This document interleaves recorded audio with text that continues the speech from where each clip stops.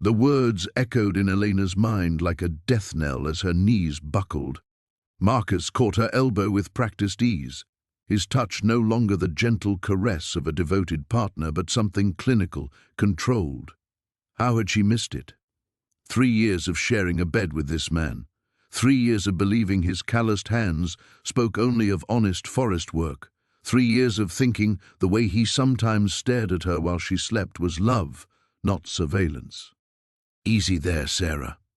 Marcus's voice carried that same gentle timbre that had once made her feel safe, but now she heard the careful modulation beneath it, the way he emphasized her false name like a reminder of who held the power.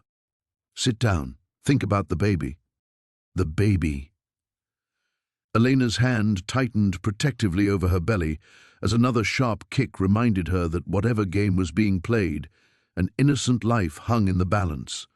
8 months of growing this child, of imagining a future where she could be a mother without looking over her shoulder, of believing she'd finally found her happy ending in this mountain sanctuary. Through the window, Kane was approaching the clinic's entrance with that measured stride she'd once found reassuring when he'd been her FBI partner. Before she'd learned what he was capable of. Before she'd testified against the Hermanos cartel and watched him choose money over justice, over her. The afternoon sun caught the silver at his temples. He'd aged in the 3 years since she'd disappeared, but the predatory alertness in his dark eyes remained unchanged. "How?" Elena's voice came out as a whisper, though she wasn't sure if she was asking Marcus or herself. How long had this elaborate charade been in motion? How long had her carefully constructed peace been nothing more than a holding pattern, a way to keep her docile and contained until the right moment arrived? Marcus moved to the clinic's front door with casual efficiency, turning the deadbolt with a soft click that seemed to reverberate through Elena's chest, the sound of her cage finally closing. He pulled a satellite phone from his jacket pocket, not the standard Park Service radio she'd seen him use hundreds of times, but something sleeker, more sophisticated. Military-grade, her analytical mind noted even as panic began to claw at her throat. "The package is secure," Marcus said into the phone, his eyes never leaving Elena's face.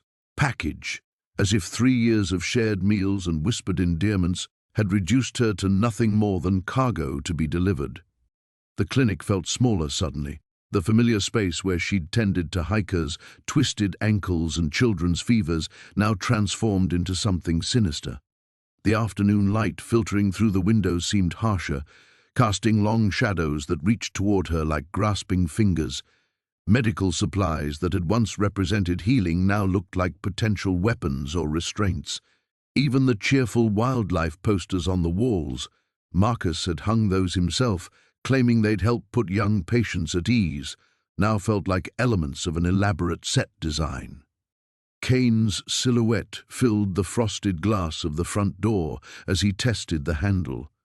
When he found it locked, he rapped twice with his knuckles, not the urgent pounding of someone seeking medical help, but a measured signal. Code, Elena realized. They'd planned this down to the smallest detail. "Open it," Marcus called out, and Kane's familiar voice came through the door. "Good to see you again, Sarah." The way he said her assumed name made her skin crawl. "We have a lot to catch up on." Marcus pocketed the satellite phone and moved toward the door with unhurried steps. No rush, no urgency. Why would there be? Elena was 8 months pregnant, alone, and trapped 3 miles from the nearest neighbor. Even if she could run, where would she go? The nearest town was a 40-minute drive down treacherous mountain roads, assuming she could somehow get to a vehicle. "I need you to understand something," Marcus said, his hand resting on the door handle. "None of this has to be unpleasant. We've taken good care of you these past 3 years, haven't we? Clean mountain air, peaceful life, no cartel assassins breaking down your door in the middle of the night." His smile was patient, almost paternal. That protection doesn't have to end. Elena's mind raced through possibilities, escape routes, anything that might give her leverage, but every scenario ended the same way, with her and her unborn child at the mercy of men who traded in deception as easily as breathing. The behavioral analyst In her catalogued Marcus's body language, the controlled breathing that spoke of military training, the way he positioned himself between her and the clinic's only other exit. This wasn't his first extraction. Kane knocked again, 3 short raps this time, another signal. "Time's up, Sarah," Marcus said, and reached for the door. As the lock disengaged with a soft click, Elena felt the last 3 years of her life, the safety, the love, the hope, dissolve like morning mist. Whatever came through that door would change everything, and her mountain sanctuary would become just another memory of a life she'd been forced to leave behind. The ordinary world, 4 hours earlier. Elena had awakened that morning to the smell of coffee and pine needles drifting through the open bedroom window. Marcus's side of the bed already cold, but for the indentation his body had left in the memory foam. She'd found him on the back deck of their cabin, steam rising from his mug as he watched a family of deer pick their way through the frost-covered meadow beyond their property line. "Morning, beautiful," he'd murmured, wrapping his arms around her from behind, his hands settling over the swell of her belly with the reverence of a man still amazed by the miracle growing inside her. His beard had scratched against her neck as he'd nuzzled her ear, and she'd melted back against his chest, feeling safe and cherished, in a way that still sometimes caught her off guard. 3 years, and she still wasn't used to this. The luxury of waking up without immediately scanning for exits, of drinking coffee without wondering if today would be the day her past finally caught up with her. Marcus had given her that gift, this mountain sanctuary where Sarah Chen could exist without the ghosts that haunted Elena Vasquez. "Baby's active this morning," she'd said, as a particularly vigorous kick caught her ribs. Marcus's hand had moved to follow the movement, his face lighting up with that wonder that never seemed to fade. "Probably excited about today," he'd said. "First official day of maternity leave, no more 12-hour shifts at the clinic." She'd turned in his arms, studying his face, the weathered lines around his eyes that spoke of years spent under the mountain sun, the scar through his left eyebrow from a childhood accident involving his brother and a badly aimed baseball. 3 years of cataloguing these details, of building a life with this man who'd found her broken and afraid and somehow convinced her that love was still possible. "I'll miss it," she'd admitted. The Pine Ridge Medical Clinic had become more than just a job. It was proof that she could still help people, still make a difference without a badge and a gun. Dr. Martinez had offered her the nursing position within a week of her arrival in Colorado, claiming he needed someone with her qualifications. Now she wondered if that had been orchestrated too, another thread in whatever web Marcus and Kane had been weaving. "You'll be back," Marcus had said, pressing a kiss to her forehead. "This little one needs their mama to be happy." The drive to the clinic had been routine. 20 minutes of winding mountain roads that Marcus navigated with the easy confidence of someone who'd been patrolling these forests for years. They'd passed the usual landmarks, the boulder shaped like a sleeping bear, the turnoff to Hidden Falls where they'd had their first real date, the abandoned mining cabin where they sometimes stopped to make love when the mood struck them on his patrol routes. Had any of it been real? The question gnawed at her now, as Kane's silhouette loomed in the clinic doorway. The picnics by alpine lakes, the nights spent planning the nursery, the way Marcus would sometimes wake from nightmares and reach for her in the darkness. Had it all been performance? At the clinic, her morning had unfolded with comfortable predictability. Mrs. Rodriguez bringing in her grandson for his vaccination updates, the boy's chatter in rapid-fire Spanish reminding Elena of her own childhood in East LA, old Tom Henley stopping by to have his blood pressure checked and staying for 20 minutes to complain about the new hiking regulations. Dr. Martinez teasing her about the way she'd started unconsciously cradling her belly during patient consultations, his own wife having done the same thing during her pregnancies. "You're going to be a natural at this mama thing," he'd said, updating a chart while Elena restocked the supply cabinets. "That baby's lucky to have you." The words had made her chest tight with something between joy and terror. For 3 years she'd been learning to hope again, hope for a future that didn't involve running, for a child who could grow up with roots instead of constantly looking over their shoulder. She'd imagined teaching her daughter to identify wildflowers on mountain trails, or watching her son learn to fish in the same streams where Marcus had taught her to cast a line. Even the name they'd chosen, River, whether the baby turned out to be a boy or girl, spoke of their plans to raise this child connected to the land, to the mountains that had become Elena's salvation. Not Elena's child, she reminded herself, Sarah's child. Sarah Chen, the nurse who'd moved to Colorado for a fresh start after a messy divorce. The woman whose backstory Marcus had helped her perfect, whose identity he'd held in his hands like a gift. But gifts, Elena was learning, often came with prices that weren't immediately apparent.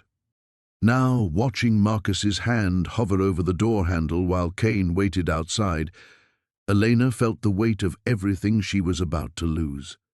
The nursery they'd painted sage green last weekend, the rocking chair Marcus had built by hand, sanding each piece until it was smooth as silk, the baby clothes folded in neat piles, waiting for their child's arrival. Most of all, she was losing the dream that love could be simple, that she could be someone other than the woman who'd brought down a cartel and made enemies of men who didn't forgive. The door opened with a soft whoosh of mountain air, and David Kane stepped into the clinic like he belonged there. 3 years hadn't softened him. If anything, he looked leaner, more predatory, his dark eyes scanning the room with the methodical precision Elena remembered from their FBI days. His gaze lingered on her swollen belly for just a moment too long, and she saw something flicker across his face. Calculation. "Hello, Sarah." Kane's voice carried that same smooth authority that had once made her trust him with her life. "You look well. Pregnancy suits you." Marcus closed the door behind him and turned the deadbolt again. The click seemed to echo in the sudden silence, final as a coffin lid. Elena watched her supposed lover and her former partner regard each other with the easy familiarity of colleagues, and felt something cold settle in her chest. "How long?" The question escaped her lips before she could stop it. Both men turned toward her, but it was Marcus who answered. "From the beginning," he said simply. "The day you arrived in Pine Ridge." The baby kicked hard against her ribs, as if sensing her distress. Elena pressed her hand to the spot, trying to steady her breathing. Think like an analyst, not a victim. Witness protection was compromised. Witness protection was never real. Kane moved further into the room, his hands clasped behind his back, in a posture she'd seen him adopt countless times during interrogations. At least not the way you understood it. The Marshal's Service thinks Agent Elena Vasquez died in a car accident outside Phoenix. Very tragic. Closed casket. The words hit her like physical blows. Dead. They'd killed her officially, erased her from existence while keeping her body breathing. "The cartel is still very much interested in you," Kane interrupted. "The Hermanos don't forgive Elena. You cost them over 200 million in assets and put 17% of their people in federal prison. Did you really think they'd just forget?" Marcus moved to the window, peering through the blinds at something outside. His posture was alert now, professional. Gone was any pretense of the gentle forest ranger who'd held her hair back during morning sickness and assembled a crib with patient determination. "Then why keep me alive?" Elena's voice was steadier than she felt. The analytical part of her mind was cataloguing details. Kane's expensive watch, the bulge of a shoulder holster beneath Marcus's jacket, the way both men positioned themselves to block potential escape routes. Why the elaborate setup? Kane smiled, but it didn't reach his eyes. "Because you're not the only one who testified against the Hermanos. 7 witnesses in total, scattered across the country under various forms of protection, real and otherwise." He gestured vaguely toward her belly. "Some proved more cooperative than others. The implication hit her like ice water. The others are dead. 4 of them, yes. Unfortunate accidents, mostly. A robbery gone wrong in Detroit. Food poisoning in Seattle. Tragic, really, how often restaurant kitchens fail health inspections. A hiking accident in Utah, though I'm sure Marcus could tell you how easy it is to fall off a mountain trail." Marcus's jaw tightened almost imperceptibly, But he didn't turn from the window. Elena studied his profile, the man who'd made love to her with desperate tenderness just 3 nights ago, who'd spent hours researching organic baby food and reading pregnancy books. Had any of it been real, or was he really that skilled at deception? "You've been using me as bait," she said. "We've been keeping you safe," Kane corrected. "The cartel wants all 7 witnesses dead before they'll consider any negotiations. As long as you remained hidden and compliant, you represented unfinished business, leverage. And now?" Kane exchanged a look with Marcus that Elena couldn't interpret. "Now circumstances have changed. The last remaining witness, besides you, was found yesterday. The hermanos are ready to close this chapter permanently." Elena's hand tightened on her belly as another kick reminded her of what was at stake. "What do you want from me?" "A choice," Marcus said, finally turning from the window. His eyes held something that might have been regret or might have been perfectly practiced manipulation. "We can end this the easy way, or we can end this the hard way, but it ends today." The satellite phone in Marcus's pocket buzzed softly. He answered it with a curt yes, listened for a moment, then hung up. When he looked at Kane, Elena caught the subtle nod between them. "What was that?" she demanded. Kane checked his watch. "Our ride. We have a helicopter landing in the meadow behind the clinic in 10 minutes. You can come voluntarily or—" He shrugged eloquently. Elena felt the walls closing in, the carefully constructed world of Sarah Chen crumbling like wet paper. Outside, she could hear the distant thrum of rotor blades growing louder. 10 minutes to decide between cooperation and whatever alternative Kane and Marcus had planned. Her hand moved protectively over her belly, and she realized that, for the first time in 3 years, she was going to have to fight. The sound of rotor blades grew stronger, a mechanical heartbeat that seemed to synchronize with Elena's racing pulse. 10 minutes. She pressed her back against the examination table, feeling the cold metal through her scrubs as her mind cycled through impossible scenarios. Every FBI training exercise she'd ever completed involved suspects who weren't 8 months pregnant, who could run or fight or think their way out of corners without considering the life growing inside them. "I need to sit down," she said, her voice carefully measured despite the panic clawing at her throat. Both men tensed slightly, Kane's hand drifting toward his jacket, Marcus shifting his weight like he expected her to bolt. But where could she go? The clinic's back exit led directly to the meadow where their helicopter was landing, and the front door might as well have been sealed with concrete. Of course. Marcus's tone carried that same gentle concern she'd fallen in love with, and the sound of it now made her stomach turn. How many hours had she spent analyzing suspects' micro-expressions, their vocal patterns, their tells? Yet she'd lived with this man for 3 years and never once detected the lie. She lowered herself onto the examination table, buying time while her mind raced through everything she knew about hostage negotiation. The problem was that she was both the negotiator and the hostage, and the stakes weren't just her life anymore. Every movement the baby made against her ribs reminded her that any choice she made would determine 2 futures. "The other witnesses," she said, focusing on Kane, while her peripheral vision tracked Marcus's position near the window. "How long did you keep them alive before—" "Varies." Kane checked his watch again. 8 minutes now, maybe 7. Depends on how useful they remained. The accountant in Detroit lasted 18 months. The money launderer in Seattle made it almost 2 years. His eyes flicked meaningfully to her belly. None of them were quite as invested in their new identities as you've become. The casual cruelty of his words hit her like a physical blow, but Elena forced herself to keep analyzing. They'd killed the others when their usefulness expired, but she was different. The pregnancy made her more vulnerable, but also more valuable. A woman with a newborn was even less likely to run, even more dependent on protection.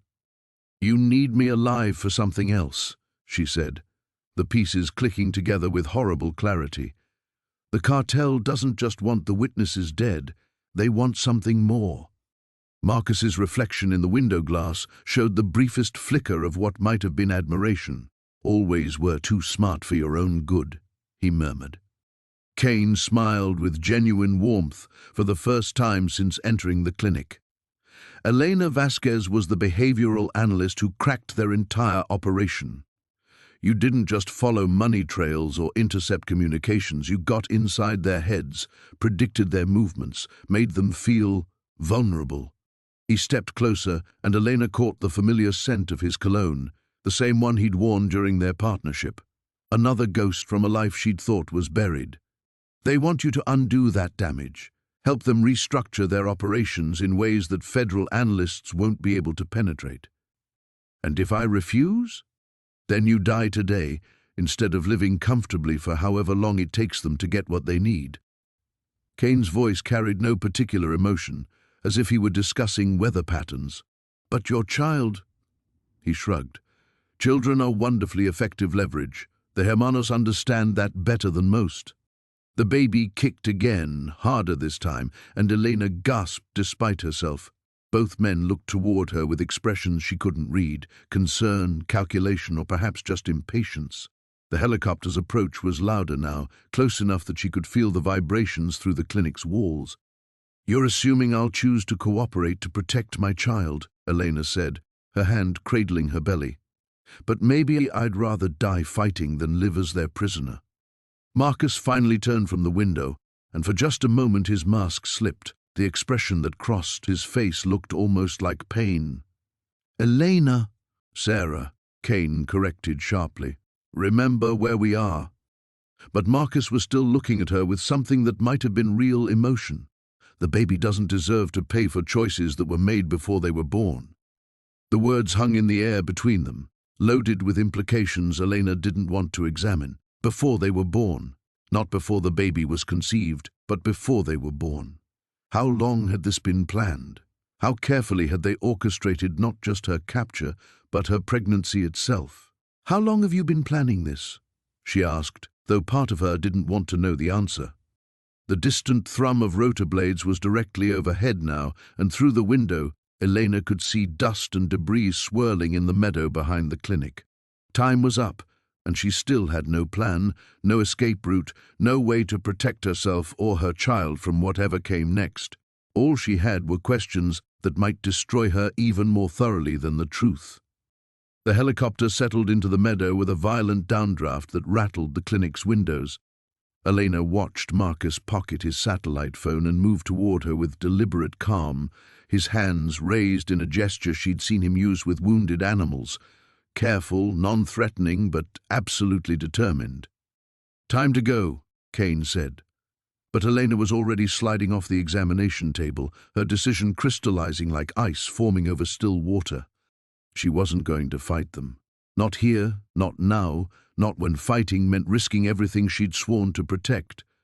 The realization came with a strange sense of relief, as if she'd been holding her breath for 3 years and could finally exhale. Sarah Chen, the mountain nurse who'd believed in second chances and quiet love, was dying in this room. Elena Vasquez was taking her place. "I need my jacket," she said, surprised by the steadiness of her own voice. Kane nodded toward the coat hook by the door, but Marcus was already reaching for the worn denim jacket she'd bought at the Pine Ridge thrift store during her first week in town. Another prop in the elaborate theater of her false life. As Marcus helped her slip her arms through the sleeves, his hands lingered for a moment on her shoulders. "Elena." His voice was so quiet only she could hear it. "I need you to know." Don't she turned to face him, and for the first time since Kane had walked through that door, Elena allowed herself to really look at the man she'd thought she loved.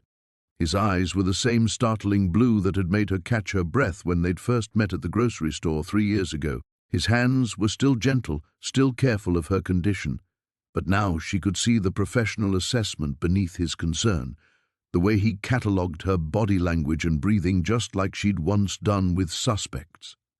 "Whatever you think you need to tell me," she continued, "save it. I'm done being Sarah. I'm done believing in the fantasy you built for me." The baby kicked hard against her ribs as if protesting her words, but Elena pressed on. "But I need you to understand something too. I'm not the same woman who testified against the Hermanos 3 years ago. Pregnancy changes you in ways you can't fake or analyze or manipulate. If you think you know how I'll react to whatever comes next, you're wrong." Kane cleared his throat impatiently. Through the window, Elena could see figures moving around the helicopter. Not a simple extraction team, she realized, but something larger, more permanent. "Touching as this is," Kane said, "we have a schedule to keep. The Hermanos don't appreciate delays." Elena nodded and walked toward the door, Marcus falling into step beside her like he'd done thousands of times during their mountain walks. The gesture was so familiar, so automatic, that for a moment she almost forgot he was her captor rather than her protector. But as they reached the threshold, she paused and looked back at the clinic one last time. The examination room where she'd helped to deliver 3 babies during her tenure here. The supply cabinet she'd organized with obsessive precision, finding comfort in the predictable rhythms of inventory and restocking. The small break room where Dr. Martinez had thrown her an impromptu baby shower just last week, complete with a cake decorated with tiny fondant mountains. It hit her then that she wasn't just leaving a place. She was leaving a version of herself that could never exist again. Sarah Chen might have been built on lies, but the hope she'd represented was real. The belief that Elena Vasquez could disappear completely, that love could erase the past, that a child could be born into a world where their mother's choices hadn't already determined their fate. "I'm ready," she said, and meant it. Not ready to be a victim or a prisoner, but ready to stop running from who she'd always been. The woman who'd brought down a cartel wasn't weak or helpless. She'd just forgotten that for a while.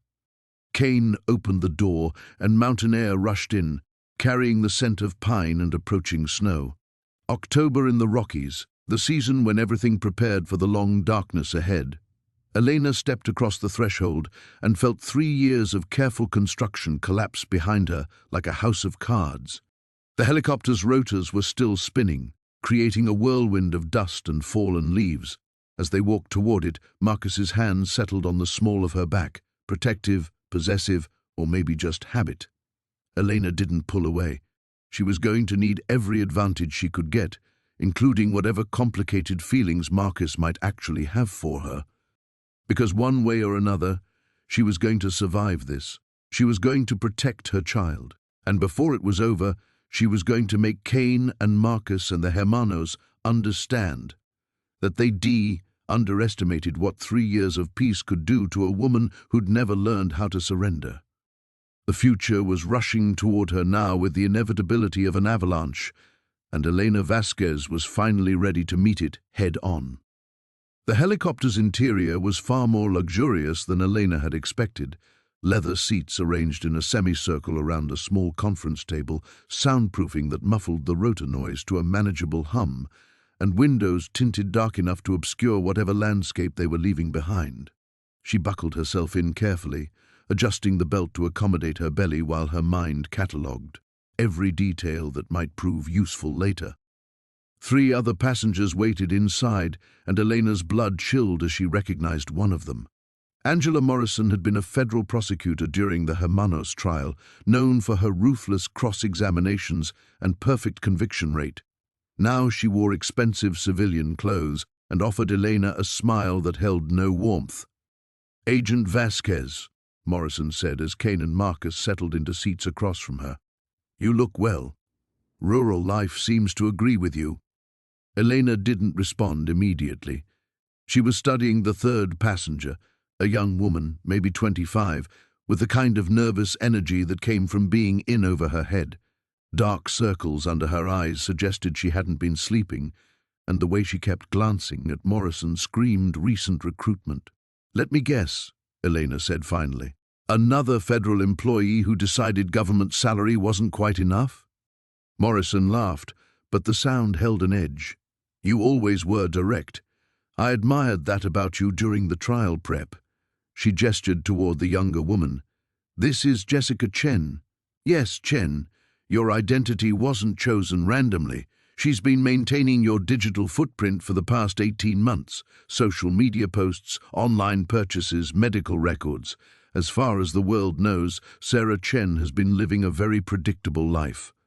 The helicopter banked sharply to the left, and through the tinted windows Elena caught a glimpse of Pine Ridge shrinking below them. The small cluster of buildings that had represented safety and normalcy for 3 years now looked fragile and temporary, like a movie set that could be dismantled the moment filming wrapped. "Where are we going?" Elena asked, though she suspected she already knew. "Neutral territory," Kane answered. "The Hermanos want to meet with you personally before finalizing arrangements. Professional courtesy, you might say." Elena felt the baby shift position, pressing against her diaphragm and making it harder to breathe.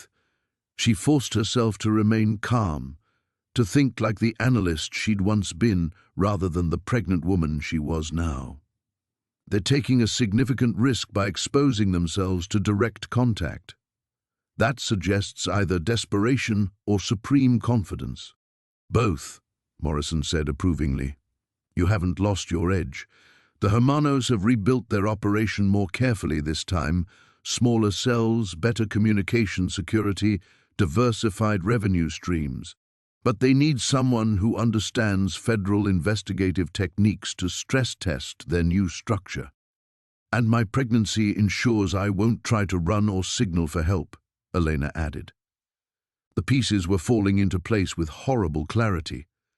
"How long have you been planning this specific scenario?" Marcus spoke for the first time since boarding. The pregnancy wasn't planned. His voice carried something that might have been regret, but Elena had learned not to trust her ability to read him.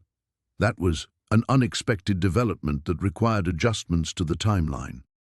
Elena studied his profile as he stared out the window.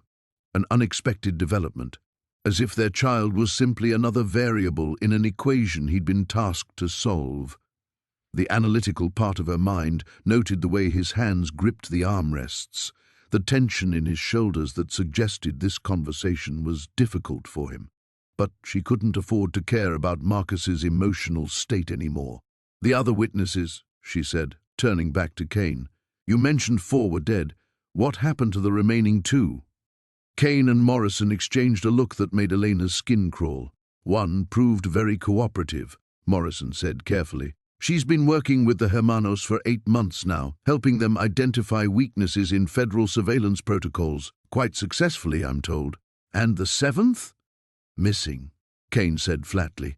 "Disappeared from protective custody 6 weeks ago. The marshals think he's dead, but we haven't found a body." He leaned forward slightly, his expression intense. "That's part of why this meeting is happening now. The Hermanos want to close all loose ends before moving to the next phase of their operation."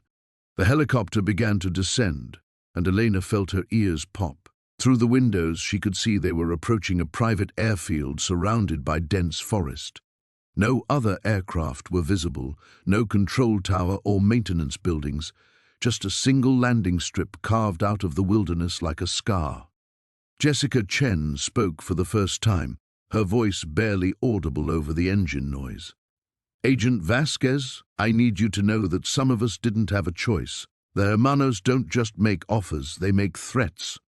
Elena looked at the young woman's frightened face and felt something shift inside her chest. Not everyone in this helicopter was here by choice, which meant not everyone was necessarily her enemy. The rules of this new world were becoming clearer, and Elena was already planning how to use them to her advantage. The helicopter touched down with barely a tremor, the pilot's skill evident in the smooth landing despite the gusty mountain winds. Elena watched through the tinted windows as figures emerged from a cluster of buildings she hadn't noticed during their approach. Structures that looked like hunting cabins from the outside, but were positioned with military precision around the airfield's perimeter. "How many are we meeting?" Elena asked, her hand instinctively moving to her belly as the baby kicked in response to the change in altitude. "Just the decision-makers," Morrison replied, but her tone suggested the answer was more complicated than that. "The Hermanos have learned to keep their leadership structure fluid. The people you'll meet today may not be the same ones who give the final orders." Kane was already unbuckling his harness, his movements sharp with barely contained energy. Elena recognized the behavior from their partnership days. He was nervous, which meant this meeting mattered more than he was admitting. Elena, I need you to understand something before we go inside. The dynamic here is different from what you're used to. These aren't suspects you can manipulate or federal colleagues you can intimidate. Show respect, answer their questions honestly, and maybe we all walk away from this intact. Intact, Elena repeated, tasting the word like poison. Is that what you call the past 3 years? Keeping me intact while you fed me lies and planned my future? Marcus finally looked at her directly, and the pain in his eyes was so raw that Elena felt her carefully constructed anger waver for a moment. The feelings weren't lies, he said quietly. Whatever else you think about what's happening here, that part was real. Jessica Chen shifted uncomfortably in her seat, her gaze darting between Elena and Marcus like she was watching a domestic dispute that had gotten out of hand. Maybe we should focus on getting through the next few hours, she suggested. Personal issues can wait until... There won't be a later for personal issues, Elena cut her off, because after today, none of us are going to be the same people we were this morning. She looked around the helicopter's cabin, studying each face in turn. Kane, you've already proven you'll betray anyone for the right price. Morrison, you've thrown away a career built on justice. Marcus, she paused, watching him flinch at the cold assessment in her voice. You've spent 3 years pretending to love a woman you were hired to manipulate. Elena? Marcus started, but she held up her hand. Not finished. The baby was moving constantly now, responding to her elevated heart rate, but Elena used the sensation to focus her thoughts. And Jessica, you're here because you're scared. Because someone threatened something you care about more than your own integrity. She leaned forward as much as her pregnancy would allow. But here's what none of you understand. I'm not the same person who testified against the Hermanos 3 years ago. That woman was driven by duty and conviction and the belief that justice mattered more than personal cost. The helicopter's engines were winding down, and through the cabin windows, Elena could see armed figures taking positions around their aircraft, not obviously threatening but definitely present. She counted at least 6, all carrying themselves with the kind of professional competence that suggested military or law enforcement backgrounds. The woman you're dealing with now, Elena continued, is someone who spent 3 years learning what it means to have something worth protecting. Someone who's felt a child growing inside her and understands that the future isn't theoretical anymore. She met Kane's eyes directly. You think pregnancy makes me vulnerable, but you're wrong. It makes me dangerous in ways you can't predict or control. Morrison was checking her phone, her expression growing tense. We're expected inside in 5 minutes, she said. Elena, I need you to understand that these people respect strength, but they'll interpret defiance as stupidity. Whatever point you're trying to make, save it for after we're safely away from here. Safely away? Elena laughed, the sound harsh in the helicopter's confined space. Morrison, there is no safely away anymore, not for any of us. The moment you made this deal with the Hermanos, you painted targets on all our backs. They don't honor agreements, they honor results. And the minute I stop being useful to them, everyone in this helicopter becomes a liability they need to eliminate. Cabin fell silent, except for the gradually slowing whir of the rotor blades. Elena could see the truth of her words registering on Jessica's face. Watch Morrison's confident facade crack slightly around the edges. Even Kane looked less certain than he had back at the clinic. Marcus unbuckled his harness and moved to help Elena with hers, his hands gentle but impersonal now. What do you want from us? He asked as his fingers worked the mechanism around her belly. Elena stood carefully, feeling the weight of her pregnancy shift as she prepared to face whatever waited in those innocent-looking buildings. I want you to remember, she said, that I'm not your prisoner. I'm not your asset. I'm not your victim. She moved toward the helicopter's door, where Kane was already turning the handle. I'm the woman who brought down their hermanos once before, and if they think 3 years of hiding has made me forget how to destroy them completely, they're about to learn otherwise. The door swung open, and Elena stepped into a world that smelled of pine needles and diesel fuel, where armed shadows moved with predatory grace between buildings that looked rustic but felt like fortresses. The October air bit at her exposed skin, carrying promises of snow and the metallic taste of fear. A man approached from the main building, tall, silver-haired, wearing the kind of expensive outdoor gear that screamed corporate retreat rather than wilderness survival. But his eyes held the flat calculation Elena remembered from her worst cases, the look of someone who measured human lives in profit margins. "Agent Vasquez," he said in accented English, extending his hand as if they were meeting at a business conference. "I am Carlos Hermano. Welcome to our discussion." Elena didn't take his hand. Instead, she let her gaze sweep across the compound, noting sight lines, exit routes, the placement of vehicles. 7 years of FBI training hadn't disappeared just because she'd spent 3 years playing house in the mountains. "Hermano," she repeated. "Is that your real name, or are you just embracing the family business branding?" His smile never wavered, but something dangerous flickered behind his eyes. "Direct. I appreciate that. Come, let's get you somewhere warm. Your condition requires consideration." They walked toward the main building in a careful procession, Carlos leading, Elena and Marcus flanked by guards who tried to look casual, Kane and Morrison bringing up the rear like wedding guests who'd wandered into the wrong ceremony. Jessica Chen moved between the groups, her nervous energy making her seem younger and more fragile than her 25 years. The building's interior confirmed Elena's suspicions about the compound's true nature. The rustic facade gave way to hardwood floors, expensive furniture, and windows that were too small and positioned too strategically to be decorative. This wasn't a hunting lodge. It was a safe house designed by people who understood that comfort and security weren't mutually exclusive. "Please, sit." Carlos gestured toward a leather sofa positioned near a stone fireplace where actual flames crackled with calculated warmth.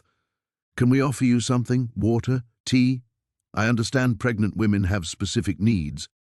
Elena settled onto the sofa, accepting the small victory of being able to choose her position in the room. Marcus moved to sit beside her, but she held up her hand. "I'm fine standing alone, thanks." The rejection hit him visibly, a flinch that Carlos noticed and catalogued with professional interest. Elena filed that reaction away. Whatever Marcus's feelings for her, they were genuine enough to be manipulated, which made them either a weapon or a weakness, depending on how she chose to use them. "Let's discuss why you brought me here," Elena said, folding her hands over her belly in a gesture that looked protective but actually hid the way she was testing the baby's position. 8 months meant viable if delivery became necessary, but the stress of whatever was coming could trigger early labor. Another variable in an increasingly complex equation. Carlos pulled out a tablet and set it on the coffee table between them.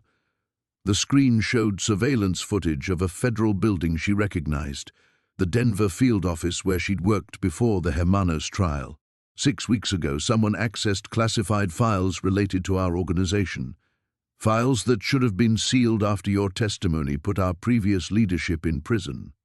Elena watched the grainy footage of a figure moving through corridors she'd walked hundreds of times.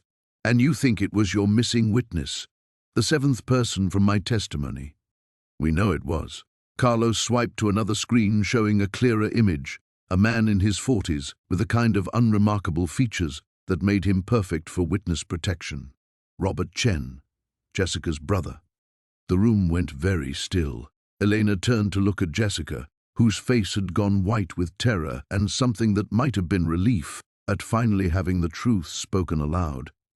"He's not missing," Jessica whispered. "He's trying to finish what Agent Vasquez started 3 years ago.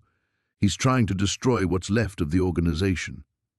She looked at Elena with desperate hope. "That's why they took me. That's why all of this. They need you to find him before he can release whatever evidence he gathered." Elena felt the final pieces of the puzzle sliding into place with horrible clarity. This wasn't about her knowledge of federal investigation techniques. It wasn't about consulting on their new security protocols. They needed her because Robert Chen was using FBI methods to hunt them, and they needed someone who thought like an FBI agent to predict his next move. "You want me to profile one of my own witnesses," she said slowly. You want me to help you hunt down someone who's trying to finish the job I started?" Carlos nodded, his expression grave. "Find Robert Chen for us, Agent Vasquez, and your child grows up in a world where the hermanos no longer need to worry about loose ends. Refuse." He gestured toward Jessica, whose tears were flowing freely now. "Well, family is everything, don't you think?" Elena looked around the room, at Kane's satisfied expression, Morrison's calculating smile, Marcus's anguished face, Jessica's terror, and realized that everything she'd learned about manipulation and deception over the past week was about to be tested against an opponent who played by rules she was only beginning to understand. The ordeal wasn't just beginning, it had been designed specifically to break her. Elena stared at the tablet screen showing Robert Chen's face, feeling the weight of impossible choices settling around her like a closing trap. The baby kicked hard against her ribs, as if sensing her distress, and she pressed her hand to the spot, buying herself a moment to think. "You're asking me to betray everything I've ever stood for," she said finally. "To hunt down a man who's risking his life to finish the work I started." Carlos leaned back in his chair, his expression patient but implacable. "I'm asking you to be practical. Robert Chen is one man with stolen files and a death wish. We are an organization with resources you cannot imagine and patience you should not test." He gestured toward Jessica. "Miss Chen has been very helpful in explaining her brother's psychological profile, but we need someone with your expertise to anticipate his operational methods." "My operational methods," Elena corrected, "because he's following the playbook I would use, the one I taught all the witnesses during preparation." The irony was bitter on her tongue. Her own thoroughness had created the weapon now being turned against her. Kane moved closer, his voice dropping to the tone he'd used during their partnership when he needed her to trust his judgment. "Elena, be smart about this. Chen is going to get himself killed whether you help or not. The only question is whether innocent people die with him." "Innocent people?" Elena's laugh held no humor. "Look around this room, Kane. Point to one innocent person." "Your child," Marcus said quietly from across the room. "Your child is innocent." The words hit her like a physical blow. Elena felt her carefully constructed emotional walls crack, letting in the terror she'd been holding at bay.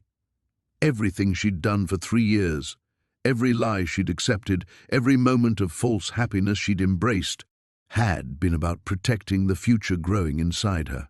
And now that future was being used as leverage against her own principles. "Show her the rest," Morrison said, checking her phone again. "She needs to understand the full scope."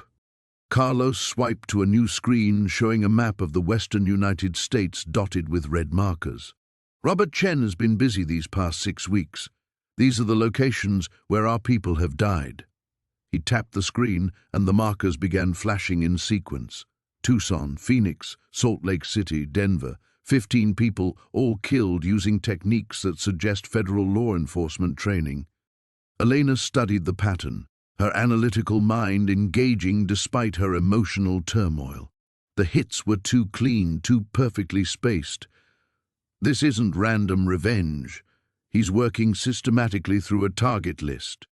"Your target list," Carlos confirmed. "The network map you developed during your original investigation. He's using your research to identify and eliminate our remaining assets." The tablet showed crime scene photos now, bodies arranged with the kind of professional efficiency that Elena recognized from her FBI days. Clean shots, minimal collateral damage, scenes staged to send a message. Robert Chen wasn't just killing criminals, he was dismantling an organization with surgical precision. "He's good," Elena admitted, and felt everyone in the room tense at the words. "Too good," Jessica said through her tears. "Please, Agent Vasquez, he's my brother, but he's lost himself in this mission. If you don't help them find him, they'll kill me, and then they'll kill you, and then they'll find him anyway, but there'll be dozens more bodies by the time they do." Elena closed her eyes, feeling the baby's movements like a countdown timer. Every kick reminded her of what she stood to lose, what she was supposed to protect. But when she opened her eyes and looked at the crime scene photos again, she saw something else. the methodical work of someone who believed, as she once had, that justice was worth any personal cost. "I need to make a phone call," she said. "No phones," Kane replied immediately. "Elena, you know better than that. Then I need to speak to Agent Morrison privately." Carlos shook his head. "All discussions happen here where everyone can hear them. Transparency builds trust, don't you think?" Elena struggled to her feet, her pregnancy making the movement awkward and slow. Marcus stepped forward instinctively to help, but she waved him off. "I need to use the bathroom, unless that's also a group activity now." "Of course," Carlos said, gesturing toward a hallway. "Jessica will accompany you, for safety." As Elena walked toward the bathroom, she felt the weight of every gaze following her. Her mind raced through possibilities, analyzing the compound's layout, the guards' positions, the distance to the helicopter. But every scenario ended the same way, with her alone, pregnant, and surrounded by people who saw her unborn child as the perfect guarantee of her cooperation. In the bathroom mirror, she barely recognized herself. The woman staring back looked older, harder, pushed past the breaking point. Elena splashed cold water on her face and made her choice. When she returned to the main room, her expression was calm and resolved. "I'll help you find Robert Chen," she said, "but I have conditions." Carlos smiled, and Elena realized with dawning horror that her surrender was exactly what he'd been waiting for. The trap hadn't just been sprung. She'd walked into it willingly, sacrificing everything she'd once fought for to protect the future she carried inside her. The woman who had once brought down the hermanos no longer existed. Carlos's smile widened as he gestured for Elena to continue, but something in his expression made her pause. There was a quality to his satisfaction that seemed too complete, too practiced, as if this moment had been rehearsed. "What are your conditions?" he asked, settling back in his chair with the confidence of someone who already knew the answer. Elena remained standing, using her height advantage to study the room's occupants with fresh eyes. "I want Jessica released immediately, sent somewhere safe until this is over." "Agreed," Carlos said without hesitation. Too quick. Elena's analytical mind sharpened, focusing on the speed of his response. In her FBI experience, criminals never agreed to hostage releases that easily unless the hostage had already served their purpose. "I want confirmation that my child will be protected regardless of the outcome," she continued, watching Carlos's face for tells. "Of course, the child is innocent in all this." Again, immediate agreement. Elena felt a chill that had nothing to do with the mountain air. She looked at Jessica, who was wiping tears from her face, and noticed something she'd missed before, a small bandage on the inside of Jessica's elbow. Recent medical. "I want to see the original files Robert Chen accessed," Elena said, her voice steady despite the growing suspicion clawing at her thoughts. Carlos nodded and pulled out a different tablet, one that had been sitting on the side table like an afterthought. The speed with which he produced it suggested he'd been prepared for exactly this request. Elena took the tablet and began scrolling through the files, her trained eye quickly assessing the data. What she saw made her blood freeze. These weren't the case files from her original investigation. They were personnel files, detailed psychological profiles, medical records, personal vulnerabilities of everyone involved in the witness protection program, including her own file. The document on screen contained information that hadn't existed 3 years ago, recent medical data, pregnancy details, psychological assessments dated within the past 6 months. Someone had been monitoring her throughout her supposedly secure new life, documenting her every vulnerability with clinical precision. Elena's hands trembling as she scrolled through pages of surveillance reports detailing her daily routines in Millbrook, her relationship with Marcus, even transcripts of conversations she'd thought were private. The file painted a picture of elaborate long-term manipulation that made her 3 years of supposed freedom look like an extended interrogation. "This is impossible," she whispered. But even as she said it, the pieces were falling into place with horrible clarity. She looked up at Marcus, who had gone pale under her scrutiny. "You weren't just assigned to watch me, were you?" The question came out flat, emotionless. You were assigned to create a psychological profile detailed enough to predict exactly how I'd respond to this situation. Marcus opened his mouth to speak, but no words came. Elena turned to Kane, seeing him with new eyes. And you weren't hunting cartel members. You were monitoring the other witnesses, making sure they stayed compliant until you needed them. Kane's expression confirmed everything without him saying a word. Agent Morrison, Elena continued, her voice gaining strength as the truth crystallized. You're not here because you cut a deal. You're here because you've been running this operation from the beginning. Morrison's professional mask finally slipped, revealing something cold and calculating underneath. Elena, you need to understand. I understand perfectly. Elena looked down at the tablet again, scrolling to a section labeled Operational Timeline. What she found there made her stomach lurch. Robert Chen isn't hunting cartel members. He's dead, isn't he? Has been for weeks. The silence in the room was deafening.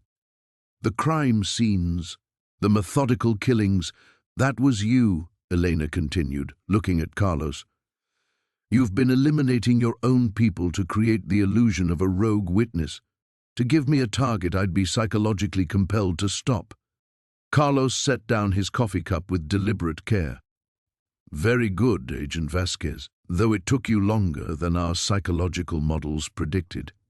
Elena felt the baby kick hard against her ribs and suddenly understood the final, most horrible truth.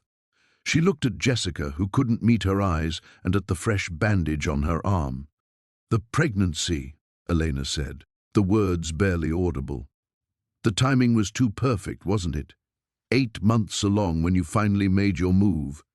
She pressed her hand to her belly, feeling something that might have been paranoia or might have been clarity. What did you do to me? Jessica finally looked up, tears streaming down her face. I'm sorry, she whispered. The fertility treatments you thought were natural conception, the vitamins Marcus gave you to help with morning sickness, they needed to make sure you'd have something you couldn't abandon when the time came. Elena sank back onto the sofa, her world reshaping itself around a truth so monstrous she could barely comprehend it. Everything, her escape, her new identity, her love story, even her pregnancy, had been orchestrated as an elaborate psychological experiment designed to create the perfect leverage against her. The revelation shattered more than her illusions. It destroyed her understanding of who she was and who she'd become.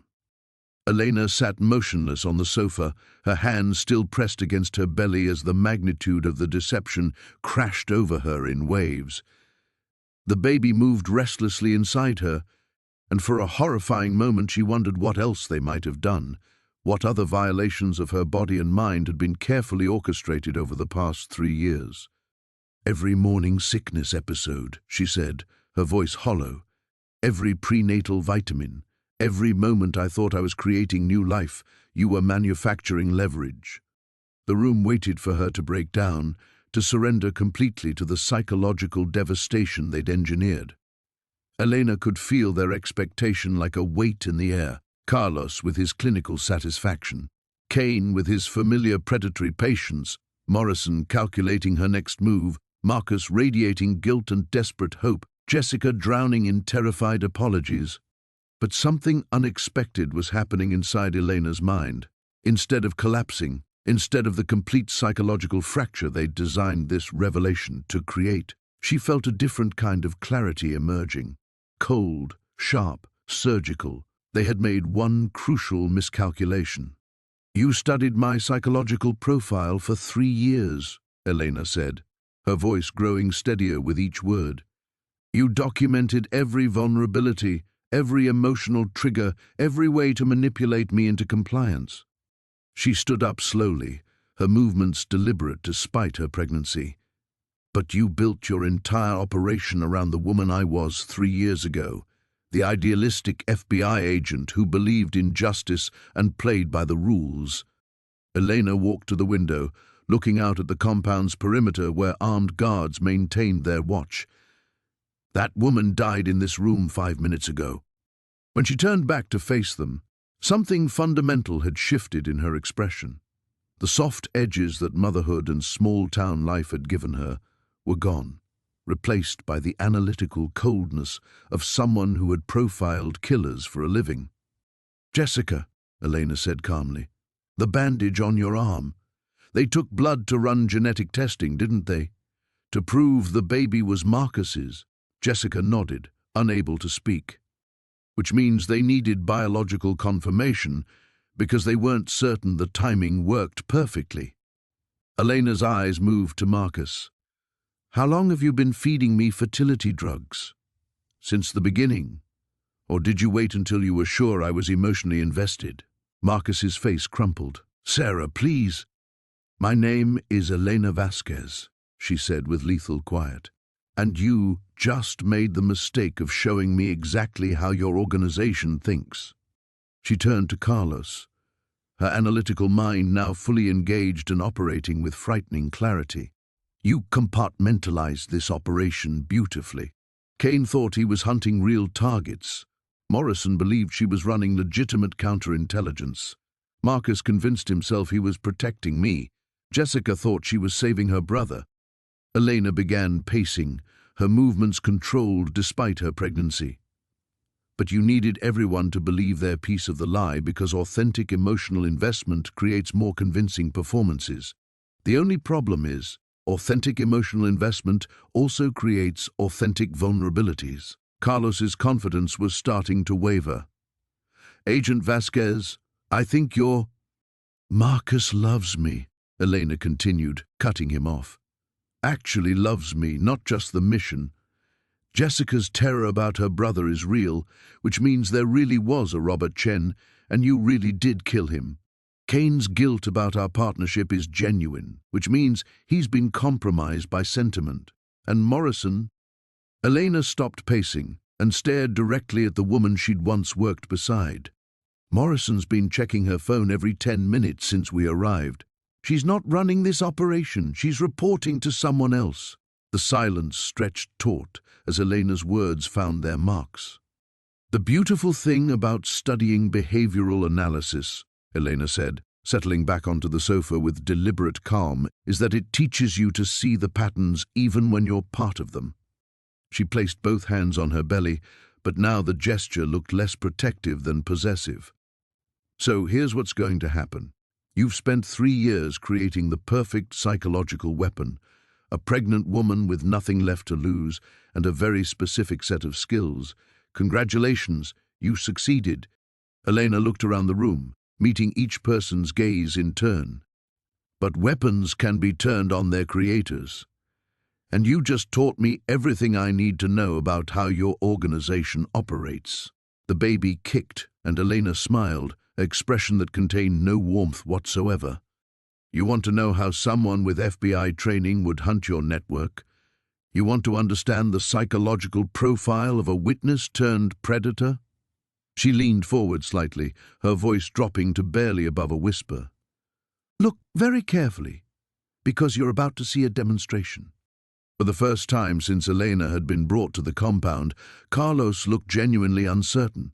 The psychological trap they'd spent years constructing had just become a cage with themselves locked inside it.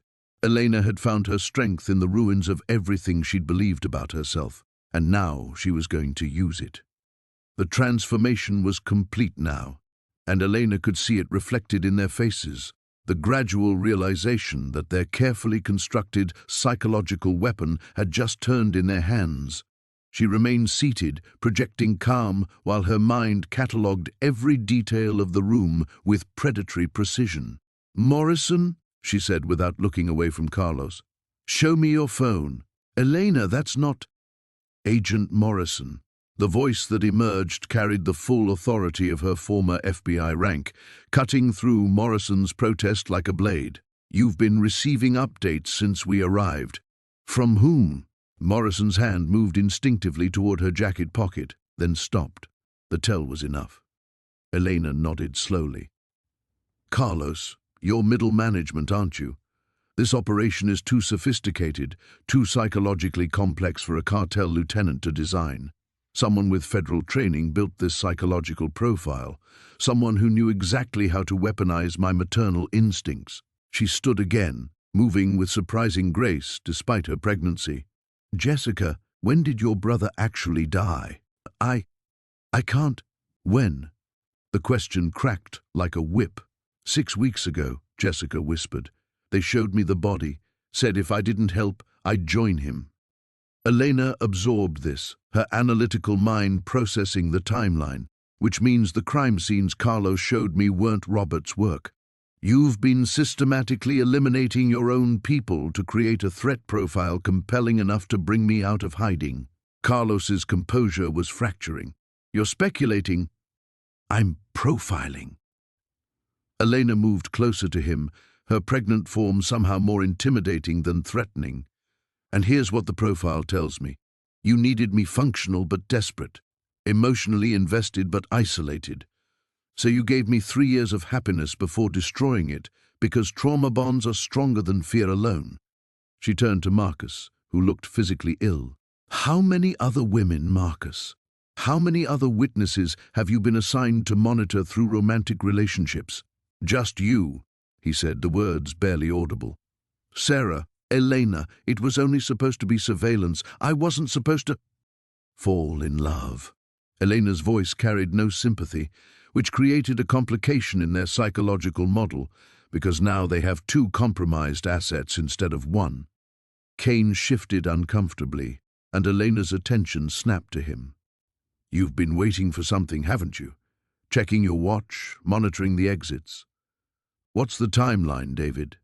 When Kane didn't answer, Elena smiled that cold, analytical smile again. "They're not planning to let any of us leave here alive. This isn't recruitment, it's cleanup." The words hit the room like a physical force. Morrison's phone buzzed, and Elena heard it even though Morrison tried to silence it discreetly. "Answer it," Elena said. "Elena." "Answer IT." The command carried enough authority that Morrison complied reflexively, putting the call on speaker before she could think better of it. "Status report." The voice on the phone was crisp, professional, unmistakably federal. Elena felt the final piece click into place. "Deputy Director Hawthorne." A pause. Then, "Hello, Elena.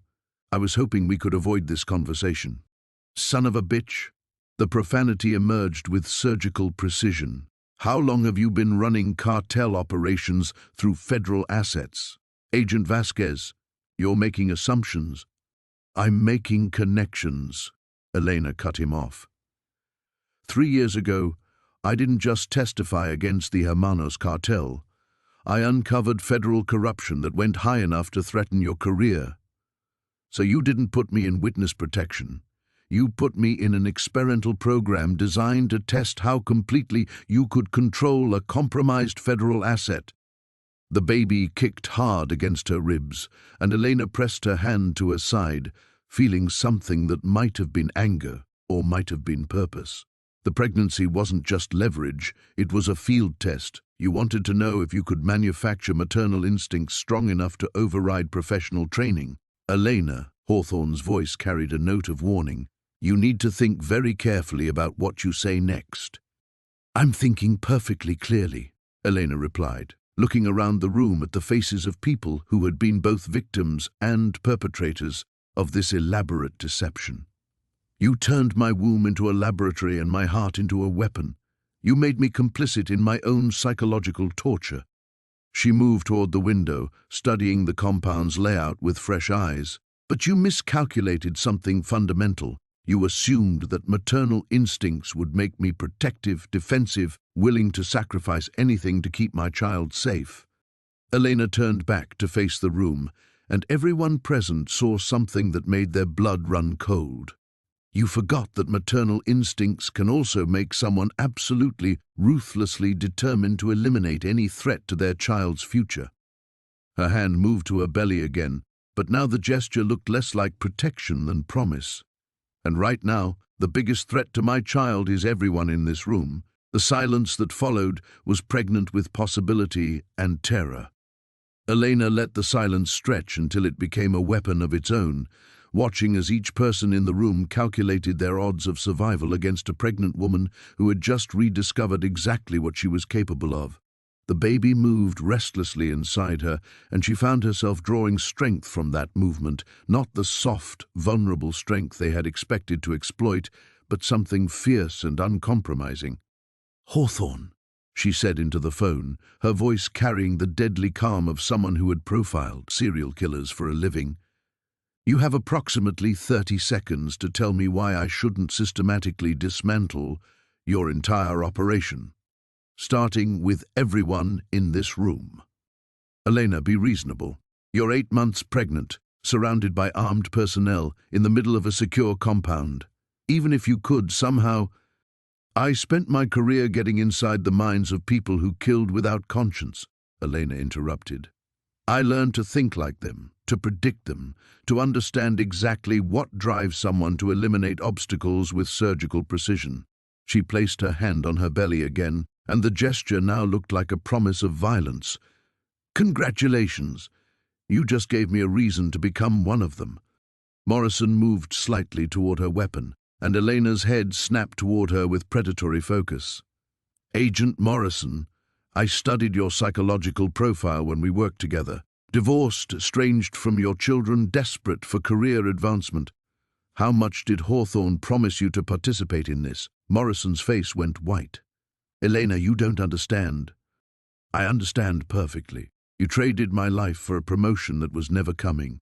Elena's analytical mind was operating with frightening clarity now, processing every micro-expression, every tell, every vulnerability in the room. "But here's what you didn't consider. I know your operational protocols. I helped design some of them." She turned to Carlos, who had gone very still. "The compound's communication array. Single point of failure, isn't it? Standard cartel paranoia. One system they can control completely, which means one system that can be compromised completely." Carlos's eyes flickered almost imperceptibly toward the northeast corner of the building. Elena caught the tell and filed it away. "Kane." She faced her former partner, and for a moment the analytical mask slipped, revealing something raw and deeply personal. "How long have you known? About Hawthorne, about the operation, about what they did to me?" Kane's composure cracked. "Elena, I thought, when they approached me they said you'd gone rogue. They showed me evidence that you were working with the cartel, using witness protection as cover. I believed them because you wanted to believe them." Elena's voice carried the weight of betrayal, and something much more dangerous, because it was easier than accepting that the system we served was corrupt from the top down. She began moving around the room, a pregnant form somehow more intimidating than any weapon. Each step was calculated, purposeful, as she positioned herself to maintain visual contact with all potential threats. "Marcus," she said without looking at him directly. "The satellite phone, where is it really? What do you mean?" Elena stopped and fixed him with a stare that could have cut glass. "The phone used to contact them when we arrived. It's not for communication, it's a tracking beacon. They needed to confirm my exact location before proceeding to the final phase." Marcus's face confirmed everything. "Which means," Elena continued, her mind racing through tactical possibilities, "whatever they have planned requires precise timing and positioning." "Hawthorne, still listening?" The phone crackled. "I'm here, Elena. The cleanup isn't scheduled for later. It's happening now, isn't it? While we're all conveniently gathered in one location, sharing evidence of federal crimes that could destroy careers and topple administrations, a new silence, heavy with confirmation." Elena felt the baby kick again, and something inside her shifted completely. The last vestiges of the woman who had believed in justice, who had played by rules, who had trusted the system, that woman finally died completely, replaced by something far more dangerous. "Jessica," she said, her voice now carrying the authority of someone who had made a fundamental decision about survival. "Your brother didn't just die. You saw how they killed him, didn't you? Methodical, professional, the same way they're planning to kill all of us." Jessica's terrified nod was barely perceptible. Elena moved to the center of the room, her hand resting on her belly like a talisman of purpose. When she spoke again, her voice carried the cold certainty of someone who had just embraced the monster they had created.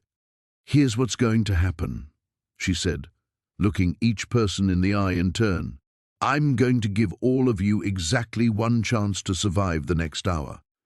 But first, you need to understand something fundamental about your situation." She smiled, and the expression contained nothing human whatsoever. "You spent 3 years creating the perfect predator.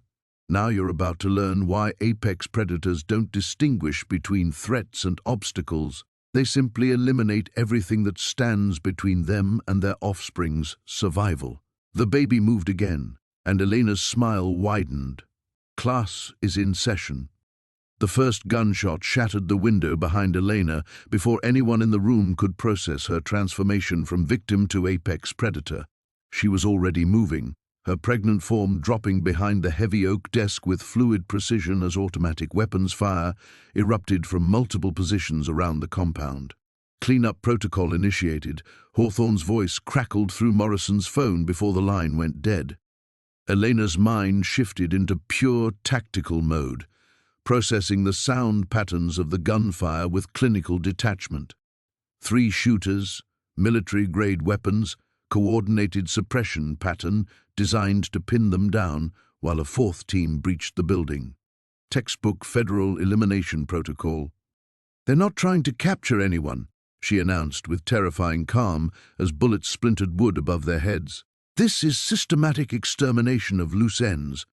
Kane scrambled toward his weapon, but Elena's voice stopped him cold. "Touch that gun and you're dead before you clear leather. The shooters have infrared scopes. They can see your heat signature through the walls." Marcus pressed himself against the floor, his face white with terror. "Elena, what do we—" "We survive." She was already moving, her analytical mind cataloging every detail of their tactical situation while her hands moved with practiced efficiency. "Jessica, your brother's death. You said they showed you the body. How?" "Photographs," Jessica whispered, tears streaming down her face. "They made me watch the video." Elena felt something cold and lethal crystallize in her chest. "Then you know exactly what they're capable of. Morrison, how many rounds in your service weapon?" Morrison stared at her as if Elena had grown a second head. 15, but Elena—" "Give it to me." "What?" The gunfire outside shifted pattern. They were moving closer. Elena's voice cut through the chaos like a scalpel. "You participated in the systematic psychological torture of a pregnant federal agent. You collaborated in multiple murders. You helped design an operation that turned my womb into a weapon of compliance." Her eyes locked onto Morrison's with predatory intensity. "Give me the fucking gun, or I'll take it from your corpse when they finish killing you." Morrison's hand moved automatically, sliding the weapon across the floor. Elena checked the magazine with movements so fluid they seemed choreographed, then looked around the room with the cold assessment of someone who had profiled killers long enough to understand exactly how they thought. "Carlos, you said this compound has 3 exit routes. Where?" "I'm not telling you anything." Elena's weapon swung toward him with mechanical precision. "Your cooperation just became optional. Your survival did not." The sound of approaching boots echoed through the corridor outside. Elena counted at least 4 sets, moving in tactical formation. Professional, federal trained. "They're coming through the main door in 90 seconds, she said with the calm certainty of someone reading a weather report. "Kane, can you still shoot?" Her former partner nodded, his hands shaking as he drew his service weapon. "Good. Because in about 30 seconds, you're going to have the chance to prove that some part of the man I once trusted still exists."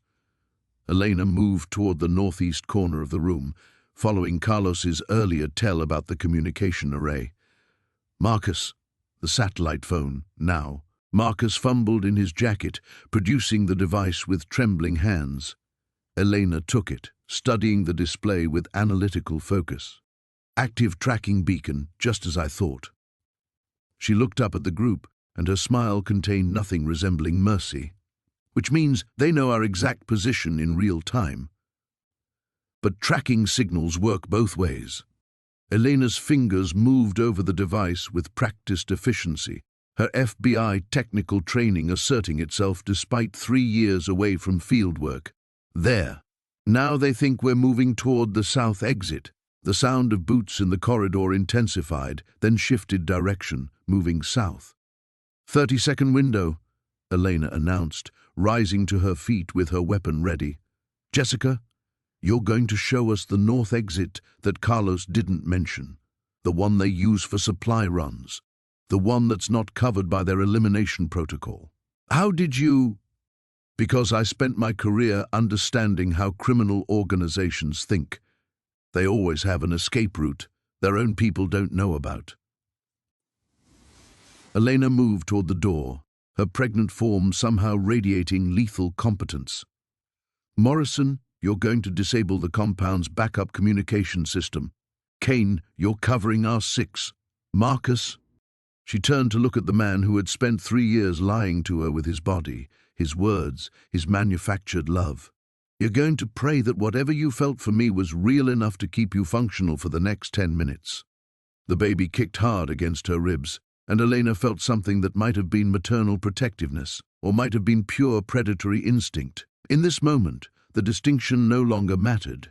Move, she commanded, and every person in the room obeyed automatically, recognizing the voice of someone who had just embraced exactly what 3 years of psychological warfare had created.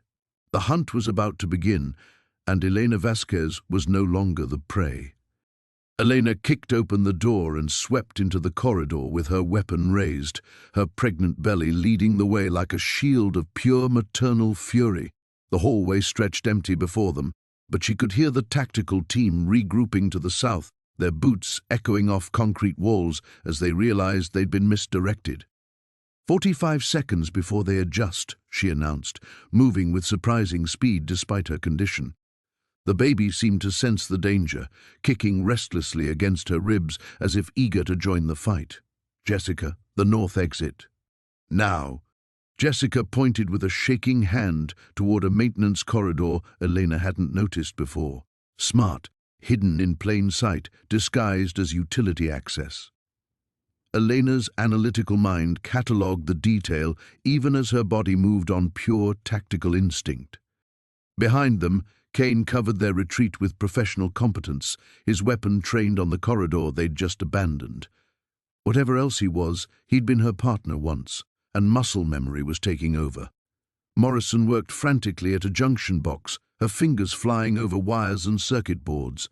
"Communication array is down," Morrison called softly. "But Elena, they'll have backup protocols." 60 seconds, Elena cut her off. "That's all we need."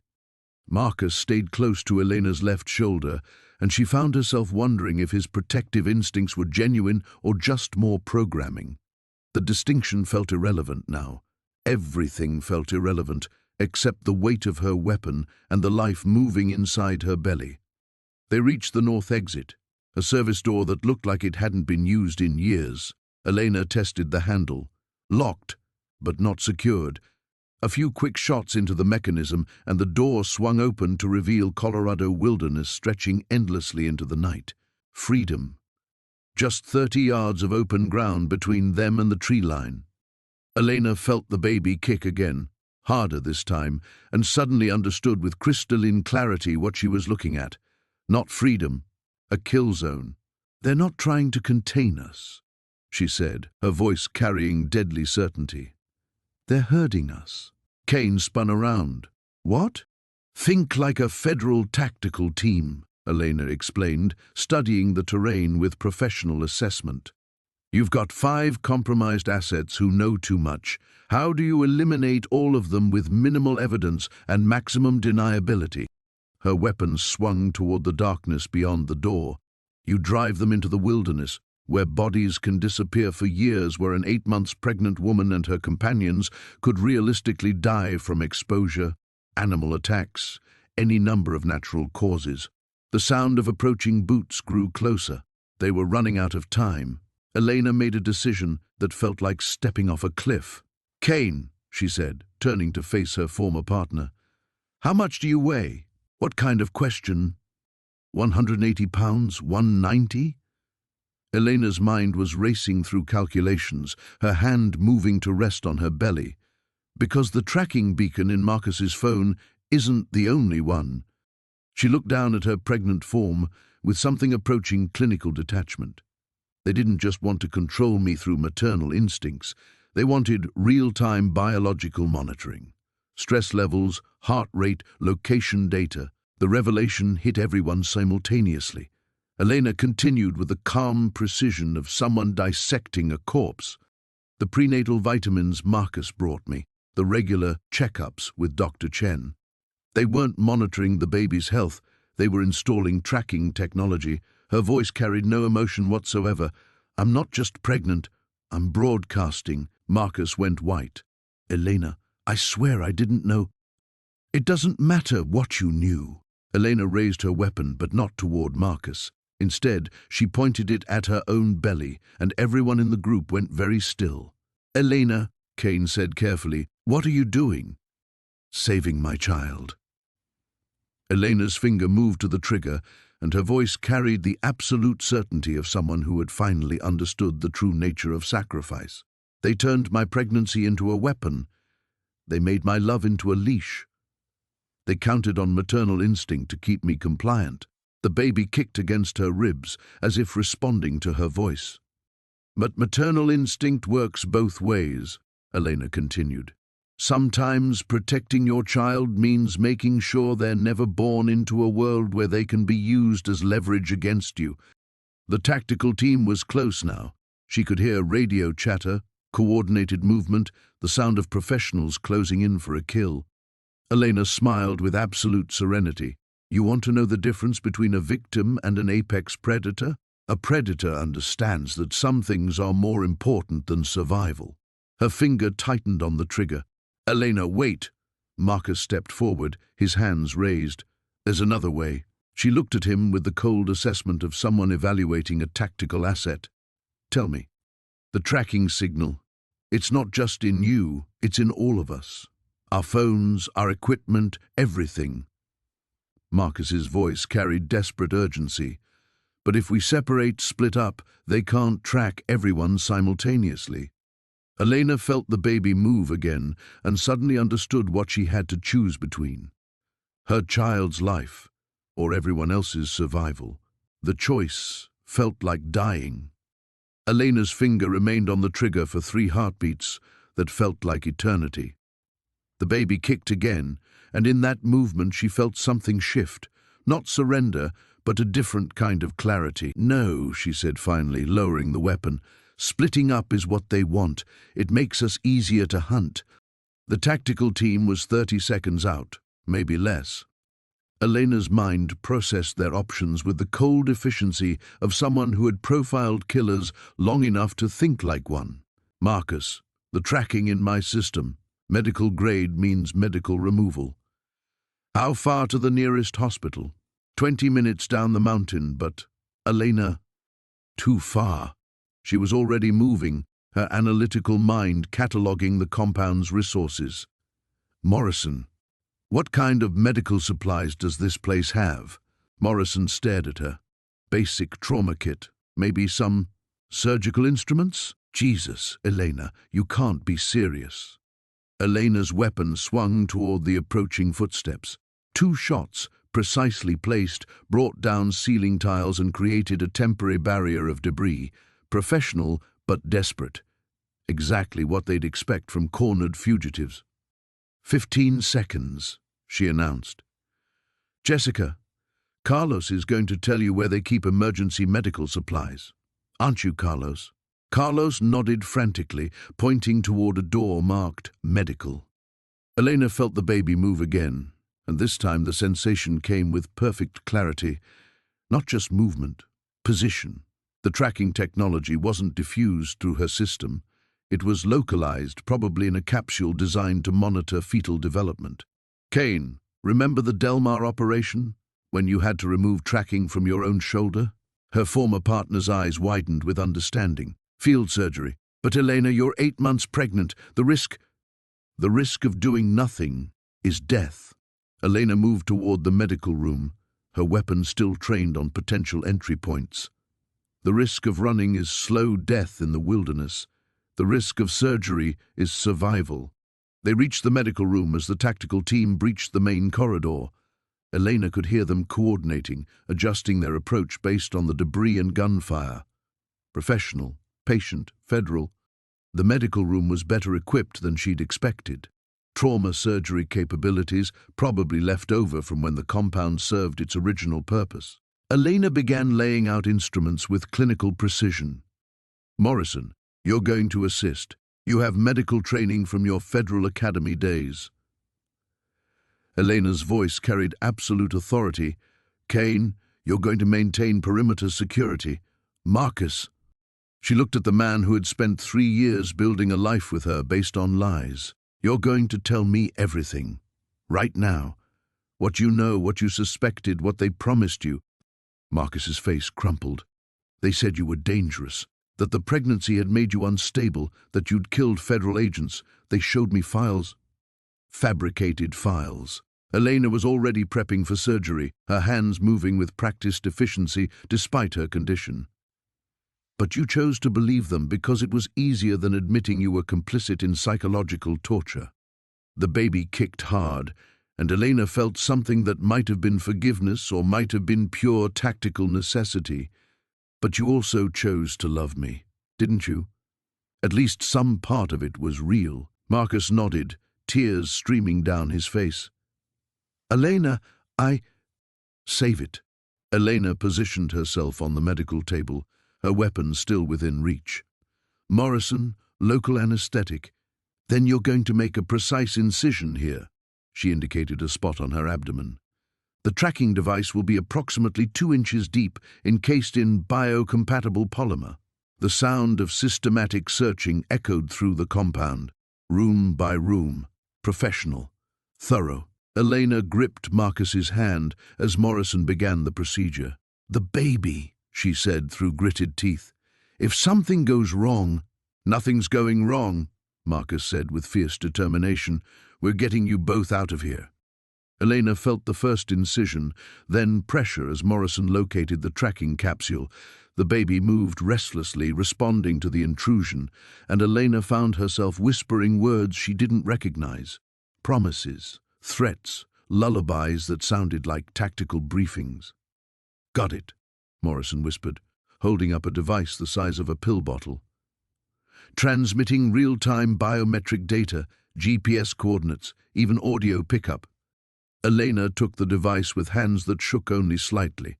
The tactical team was 3 rooms away, moving methodically through their search pattern.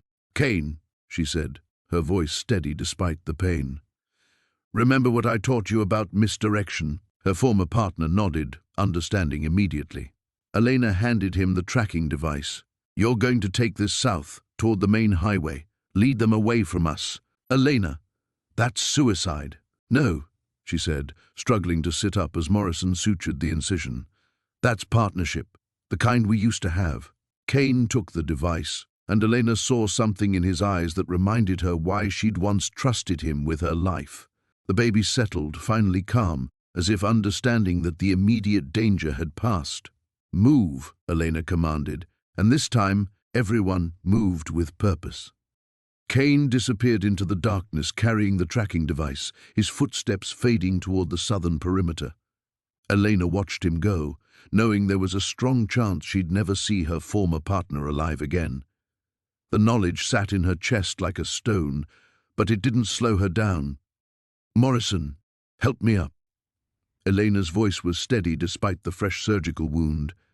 The baby had gone still after the procedure, as if sensing that survival now required perfect cooperation. We move north, through the wilderness. They'll follow Kane's signal for at least 20 minutes before they realize what happened. Marcus supported her other arm, and Elena found herself leaning into his strength despite everything. Whatever lies he'd told, whatever role he'd played in her captivity, his body still felt like home. The realization was more disturbing than the pain from Morrison's incision. They emerged from the compound into Colorado wilderness that stretched endlessly under starlight. Elena breathed mountain air that tasted like freedom and fear in equal measure. Behind them, she could hear the tactical team responding to Kane's misdirection, their voices growing distant as they pursued the tracking signal south. How far to the nearest town? Elena asked, setting a pace that her pregnant body could maintain. 15 miles through the forest, maybe 12 if we risk the logging roads, Marcus replied. But Elena, in your condition, my condition is federal fugitive with classified intel. Elena's voice carried grim humor. I've been in worse shape. They walked in silence for the first hour, picking their way through pine forests that smelled like childhood and reminded Elena of nothing so much as the life she'd built here. The life that had been constructed specifically to make her compliant. Even her appreciation for these mountains had been engineered. The baby kicked, and Elena felt something shift inside her chest. Not just the physical sensation, but an emotional recalibration. For 8 months, every movement of her child had been monitored, analyzed, weaponized. Now, for the first time, this was just her baby moving inside her body. Private, protected, real. I need to rest, she said finally, settling against a fallen log. Morrison checked her pulse with professional efficiency, and Elena found herself studying the woman who had spent months orchestrating her psychological torture. Why? Elena asked simply. Not the official reason, the real reason. Morrison was quiet for a long moment. Because they told me you'd killed a federal agent, shown me the file, said you'd had a psychotic break after deep cover work, that the pregnancy was making you increasingly dangerous, and you believed them. I wanted to believe them. Morrison's voice carried shame that sounded genuine, because the alternative was admitting that federal agencies were systematically murdering their own people to protect cartel assets. Elena nodded, understanding the psychological mechanism. It was easier to believe in one rogue agent than institutional corruption. Easier to participate in torture if you convinced yourself the victim deserved it. Marcus, she said, turning to study the man who had shared her bed for 3 years. Your turn. Marcus sat beside her, careful not to touch her wounded abdomen. They recruited me 18 months before I met you, said there was a dangerous federal agent living in witness protection, that she needed to be monitored and contained, that she was a threat to national security. But you fell in love with me anyway. I fell in love with you immediately. His voice broke, which wasn't supposed to happen. They wanted surveillance and psychological control. What they got was us. Elena felt the baby move again, responding to Marcus's voice. Even after everything, her child recognized its father. The complexity of that reality threatened to overwhelm her analytical detachment. The pregnancy, she said. Whose idea? Yours. Marcus's answer surprised her. You wanted children, talked about it constantly. They just encouraged it, said it would make you easier to manage, give you stakes that would keep you compliant. Elena laughed, and the sound contained no humor whatsoever. They were right.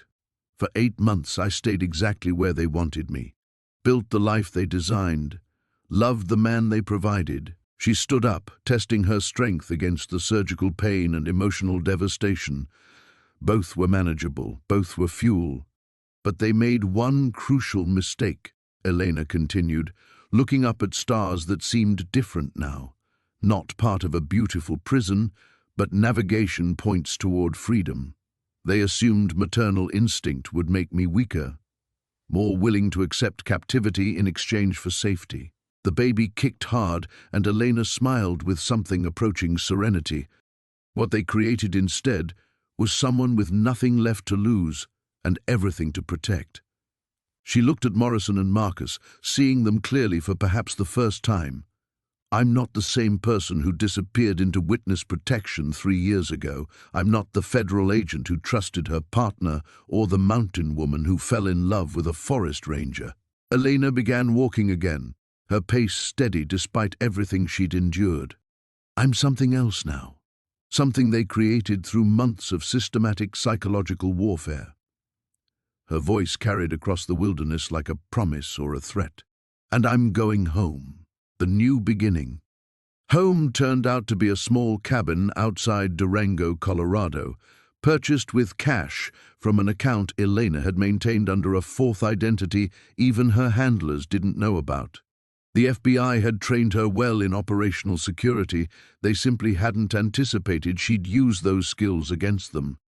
6 weeks after the compound, Elena sat in a rocking chair her grandmother would have recognized, watching snow fall beyond windows that overlooked nothing but wilderness. Her daughter, Sofia Elena Vasquez, named for no one but herself, slept against her chest in perfect trust. No tracking devices, no monitoring equipment, no handlers disguised as lovers, just a mother and child, finally alone.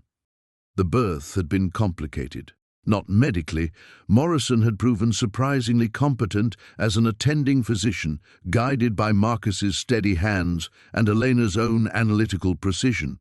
The complications had been emotional, Marcus weeping as he cut the umbilical cord, Morrison sobbing when Sophia drew her first breath, Elena herself experiencing something that felt like rebirth as she held her daughter for the first time without surveillance. They'd parted ways at the hospital, Morrison to disappear into whatever witness protection she could arrange for herself, Marcus to a future that Elena couldn't bring herself to imagine, much less share. "She has your eyes," he'd whispered, touching Sophia's impossibly small fingers. "And your stubborn chin." Elena had nodded, studying her daughter's face for signs of the man who'd helped create her. Finding them hurt less than she'd expected. Love built on deception didn't automatically become worthless when the deception ended. It simply became complicated. "Will you tell her about me?" Marcus had asked. "I'll tell her about the forest ranger who taught her mother to identify bird calls," Elena had replied carefully. "I'll tell her about the man who made me laugh during morning coffee. I'll tell her about someone who loved us both, even when love meant participating in a lie."